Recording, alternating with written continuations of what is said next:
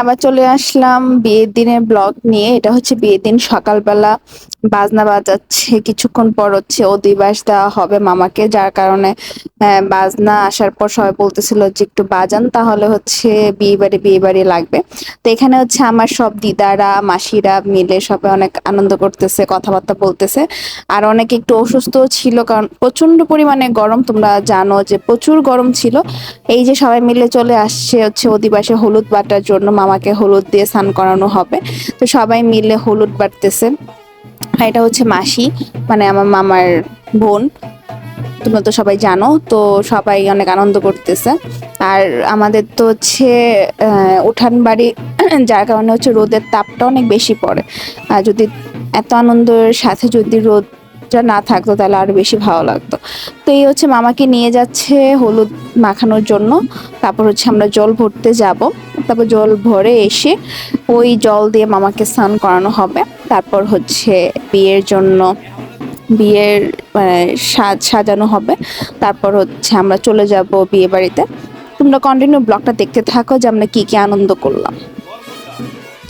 আর তোমরা যারা আমার চ্যানেলটি এখনো সাবস্ক্রাইব করো নাই, তোমরা প্লিজ চ্যানেলটি সাবস্ক্রাইব করে দিও। ভিডিওটি ভালো লাগলে লাইক করে দিও। তো এখানে হচ্ছে একটু ইমোশনাল হয়ে গেছে, কারণ আমার মা ছিল, আমার তো মা নাই। আর আমার মামারও বাবা নাই। তো সবার কথা চিন্তা করে আসলে একটু ইমোশনাল হয়ে গিয়েছিল সবাই। তো যাই হোক, তো এখন কন্টিনিউ ব্লগটা দেখতে থাকো।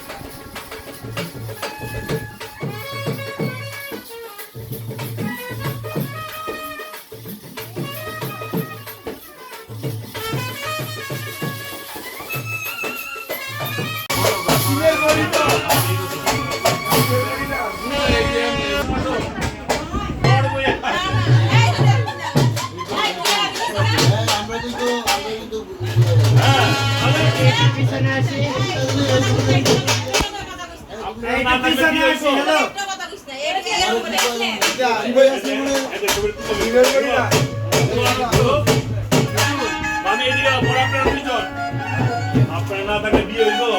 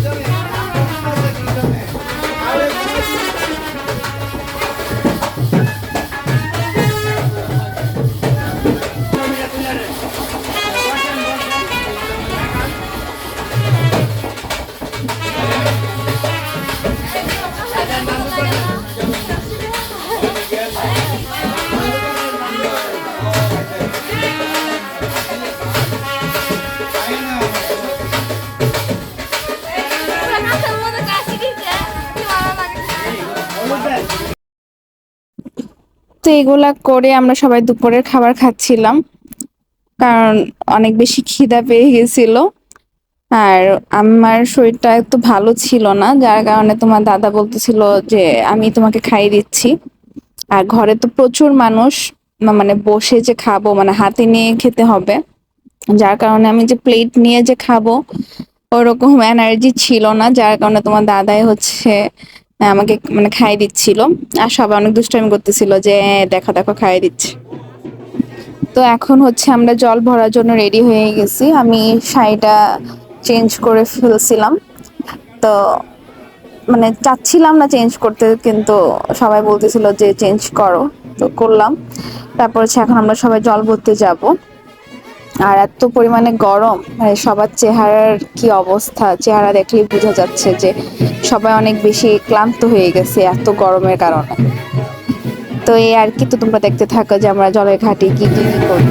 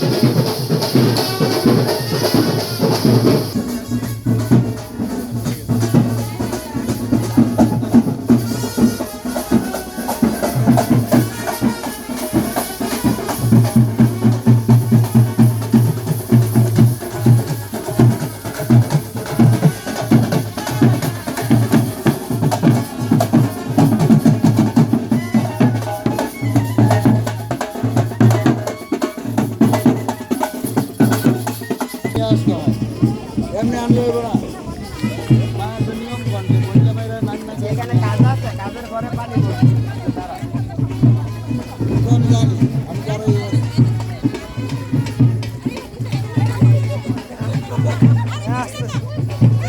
আরে পিছলা পিছলা নাই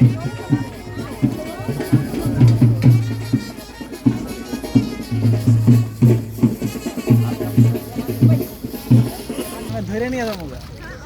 হ্যাঁ যে দিবে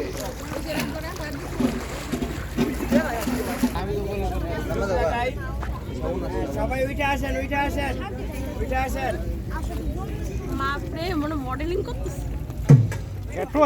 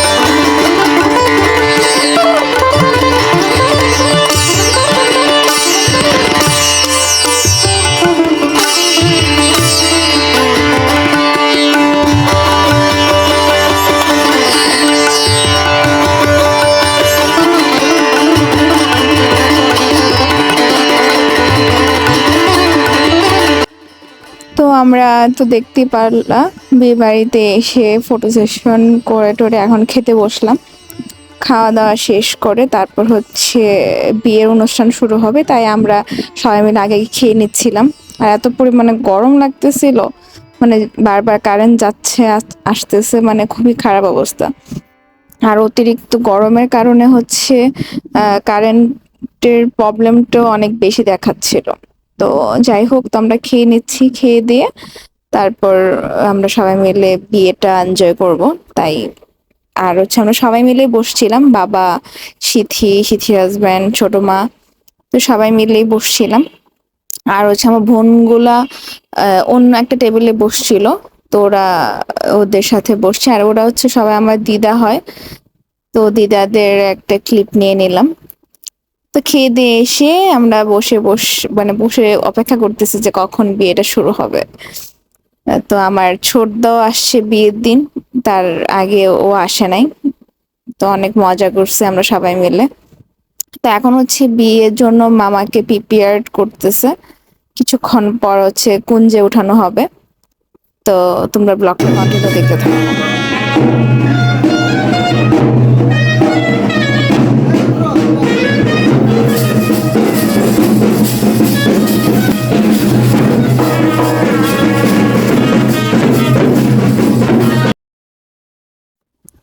তো মামা বিয়ের দিনই রেজিস্ট্রি ম্যারেজটাও করেছিল। তো অনেকেই আছে যেটা পরে করে, কিন্তু মামা একদম প্রপারলি বিয়েটা করেছিল, হ্যাঁ, রেজিস্ট্রি ম্যারেজ সহ।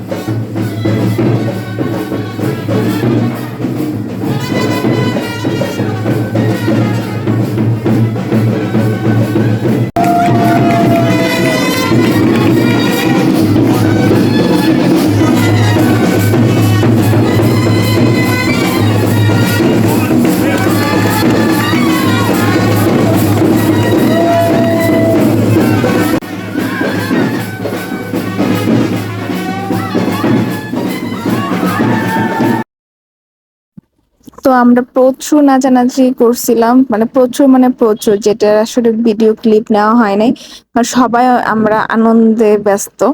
তো তারপর নেচে টেচে এসে আমি তো সেই পরিমাণে শরীর খারাপ লাগতেছে, প্রচন্ড পরিমাণে গরম, মানে আমি তো ঘুমাই গেছিলাম। তো ছোট্টা হচ্ছে সেই ভিডিও ক্লিপটা নিচ্ছিল যে আমার শরীরটা ভালো না। তো একটু পরে একটু রেস্ট নিয়ে তারপর আবার আসলাম বাকি বিয়েটা দেখার জন্য। দেখো আমি সবকিছু খুলে ফেলছিলাম, শুধুমাত্র গলার একটা ছিল না, এটা দেখতে অনেক বেশি খারাপ লাগতেছিল। তো তোমাদের দাদা বলতেছিল যে কিছু একটা দিয়ে রাখো না, এটা দেখতে অনেক খারাপ লাগতেছে। তো এছাড়া আমি সব মানে কানের থেকে ধরে সবকিছু আমি খুলে ফেলছিলাম, এত পরিমাণে খারাপ অবস্থা। কিছুক্ষণ পর পর কারেন্ট চলে যাচ্ছিল। তো এই যে মামা, তো আমরা বসে বসে দেখছিলাম বিয়ে, বাকি বিয়েটুকু। তো এরপরে হচ্ছে শীতদানের পর্ব। আর এই এই মুহূর্তটা আমার কাছে এত ভালো লাগে তোমাদেরকে বলে বোঝানোর মতো না, খুবই ভালো লাগে এই মুহূর্তটা।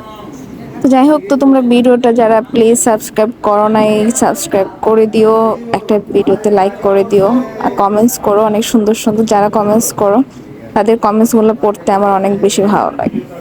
তো প্লিজ সাপোর্ট করো, সাপোর্ট করলে হয়তো আমার ভিডিও করার আগ্রহটা অনেক বেড়ে যায়।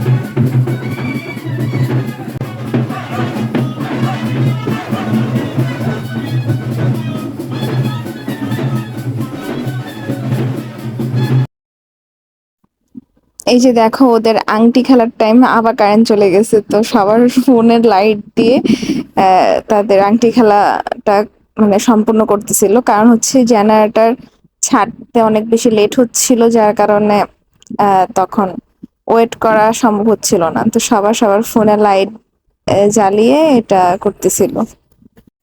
তো আমরা তখন মানে মাসি বাসায় চলে আসি, মাসি বাসা ও নরসিংদীতে।